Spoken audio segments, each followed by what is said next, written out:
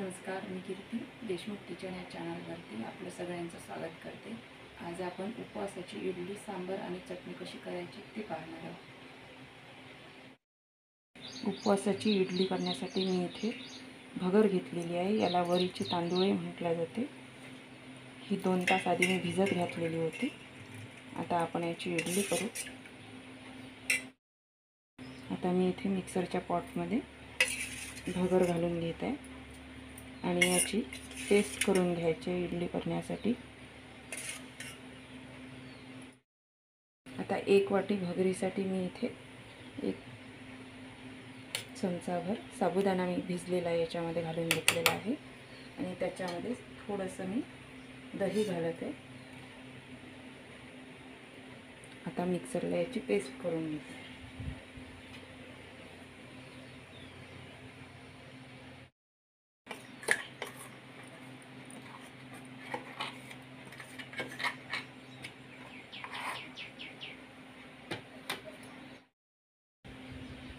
अशा पद्धतीने मी इडलीचं पीठ तयार करून घेतलेलं आहे आणि एवढं पातळ केलेलं आहे। आता याच्यामध्ये मी मीठ घालून घेते। चवीपुरतं मीठ घातलेलं आहे।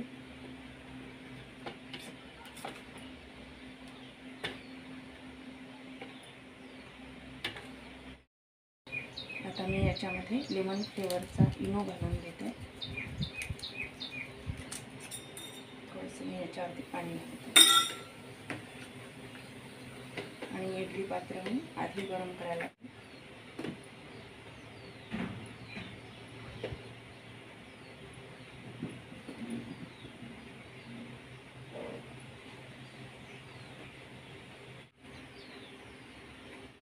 इडली सोबत खाण्यासाठी मी ती चटणी करून घेते। शेंगदाणे घातलेले आहे मी याच्यामध्ये भाजलेले, सुकं खोबरं आणि आल्याचा तुकडा घातलेला आहे, हिरव्या मिरच्या 4-5 हिरव्या मिरच्या घातलेल्या आहेत,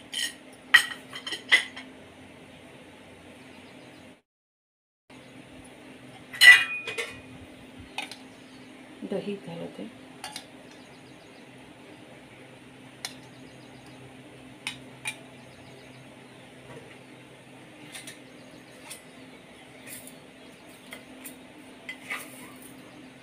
साखर,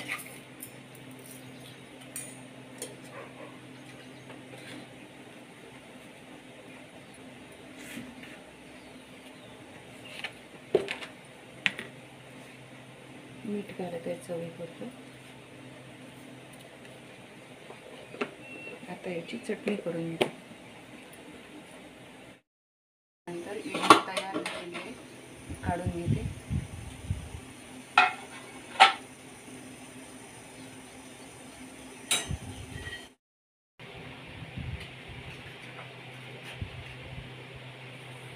आता इडली छान थंड झालेली आहे आणि काढून घेते।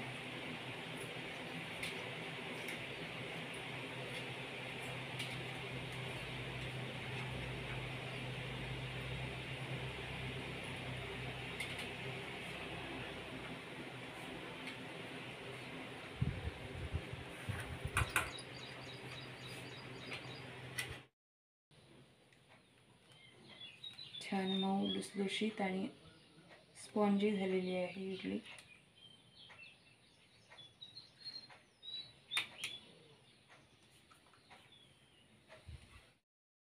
इडली खाण्यासाठी मी इथे सांबार करत आहे। त्याच्यासाठी मी तेल घालून घेतलेलं आहे कढईमध्ये आणि जिरं घालत आहे अर्धा चमचा, हिरवी मिरची,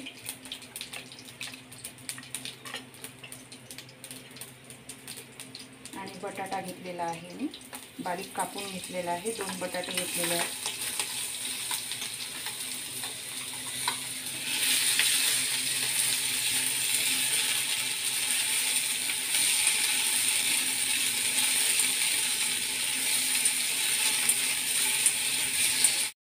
केला आहे मी याच्यामध्ये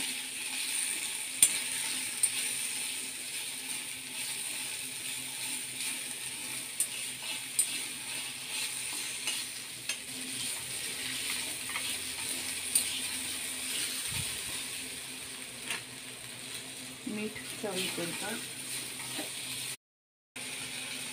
आणि 1 चमचा दही घालून घेते.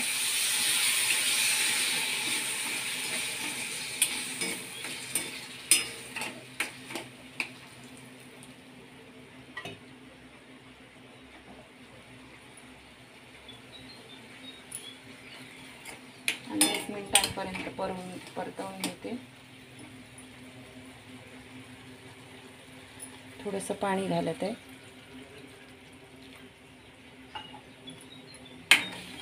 आणि थोडासा बटाटा होत आला की मग याच्यामध्ये दाण्याचा कूट मी घालणार आहे. त्याची मी साखर घालून घेते. दही घातलेलं होतं त्याच्यामुळे साखर घातलेली आहे आणि 2 चमचे दाण्याचा कूट घालत आहे मी. दाट पण नाही याच्यामध्ये.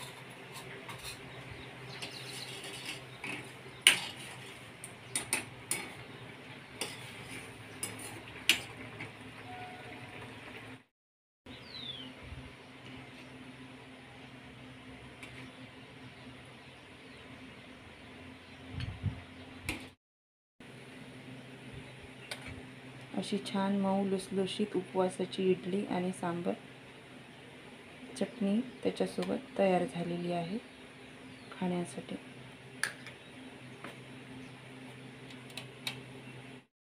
अगदी थोड्या साहित्यामध्ये होणारी ही उपवासाची इडली जरूर करून पहा. आणि माझा हा व्हिडिओ जर तुम्हाला आवडला तर लाईक, शेअर आणि सबस्क्राईब करायला विसरू नका.